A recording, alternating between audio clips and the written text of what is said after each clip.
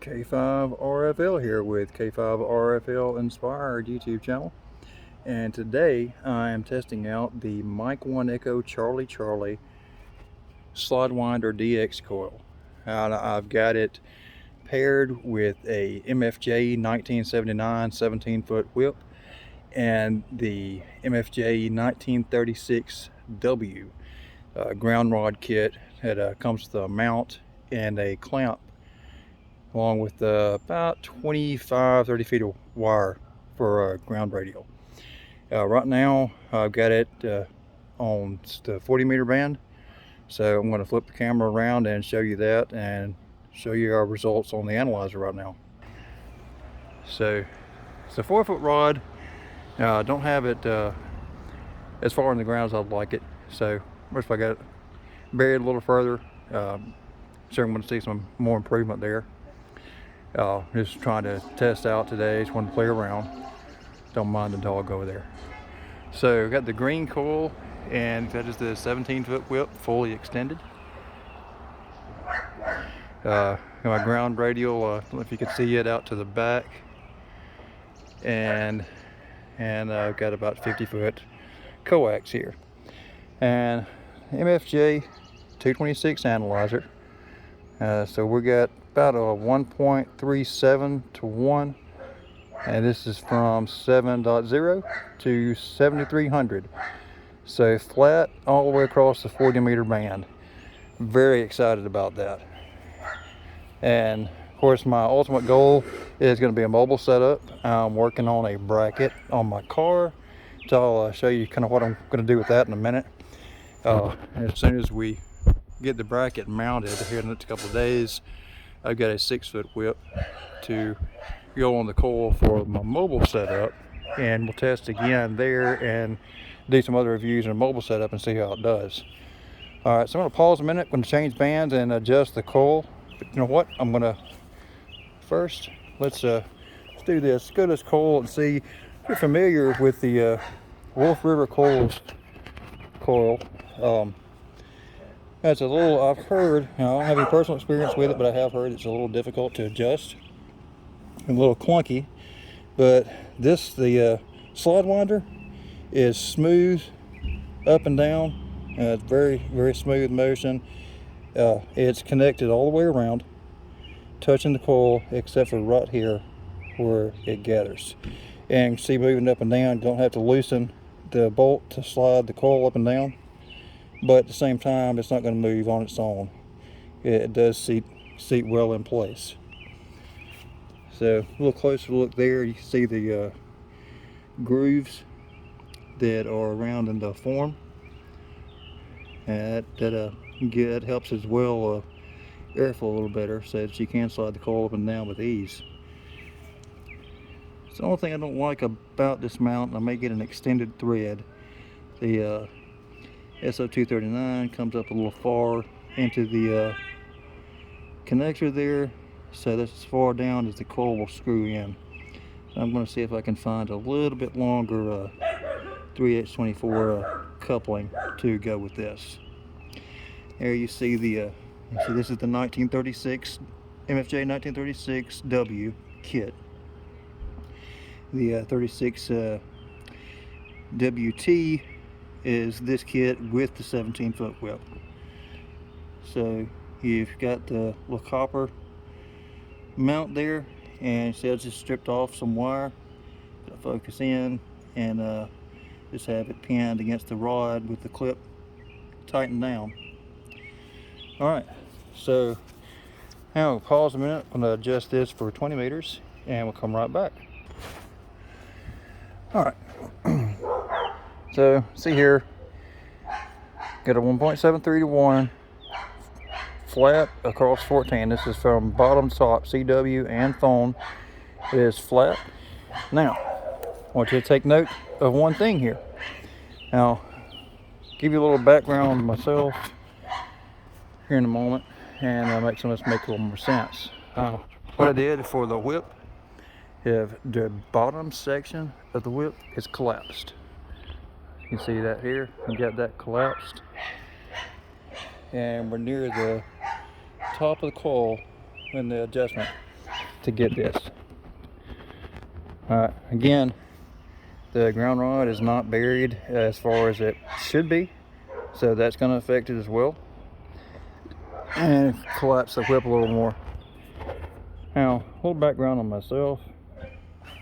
In 2012, I was diagnosed with leukemia and underwent several rounds of chemo. Of course, that went well. Obviously, I'm still here. And had a transplant, stem cell transplant, in 2013. I've had some physical difficulty since then, and that's kind of come into the amateur radio hobby as well. So what I look for when I'm trying to do a portable or mobile setup is ease of use, ease of setup, takedown, not only physically but time-wise, because the majority of when I want to go out portable and mobile setup is when I'm on the way to or from treatment. And I still have a, not for cancer, but I have a maintenance treatment, IV immunotherapy, and a targeted chemo that I take one each twice a month. So every other Monday I'm on the road from Starkville, Mississippi to Jackson, Mississippi, which is about a 2-hour drive one way. And my goal is, on the way back after treatment a lot of days, and if the weather's decent, I want to set up portable and play a little bit, but I don't have energy or the time to want to throw up a dipole and get all that set up and adjusted. So that's why I'll go with the vertical, and wanted something that was going to be fairly simple to set up and just work. And so when I came across this Slidewinder DX coil, it just looked perfect for me. I didn't see a whole lot of people stateside that have tried it and reviewed it, so I wanted to do that as well. And another kind of unique situation, I know there's others that have physical disabilities or limitations as well, so wanted to kind of come from that aspect of things and show something that worked well, that's going to be easy to put up, take down, light to carry, and doesn't take up much space. Fit it in the trunk of your car, no problem, and you can carry it with you all the time. The 17-foot whip collapses to about 27 inches. So the biggest thing here is going to be the ground rod, which is 4 feet long. It's not much to carry around. So that being said, that's why I look for adjustments. I want a quick adjustment. I want my marks simple. Not looking for necessarily perfection. I just want to be able to set up quick and operate. And this really allows that. This coil is great. It's easy to use. It's very efficient, and I can't wait to get my mobile setup going and test it out and review it as well. And we're going to go take a look at that bracket where I'm going to mount that here in a minute and show you, give you a little bit of idea of what I'm going to be doing with that. All right, so once again here we got, starting from the bottom, we have the MFJ-1976W kit.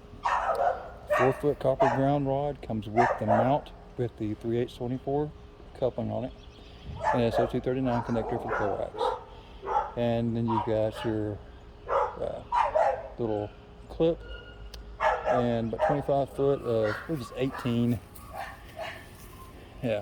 gauge wire that comes with it. M1ECC Mike 1 Echo Charlie Slidewinder DX coil, and the MFJ-1979 17-foot whip.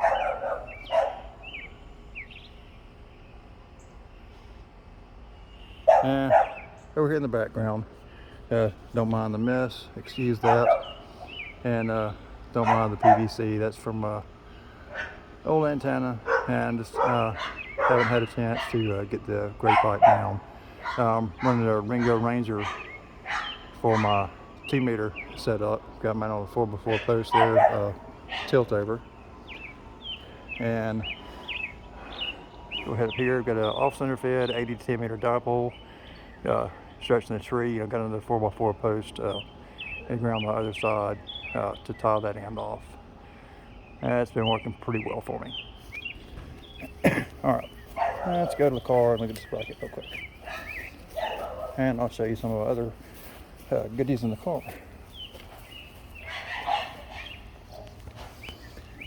Alright, so let's look here. Alright, that bracket there.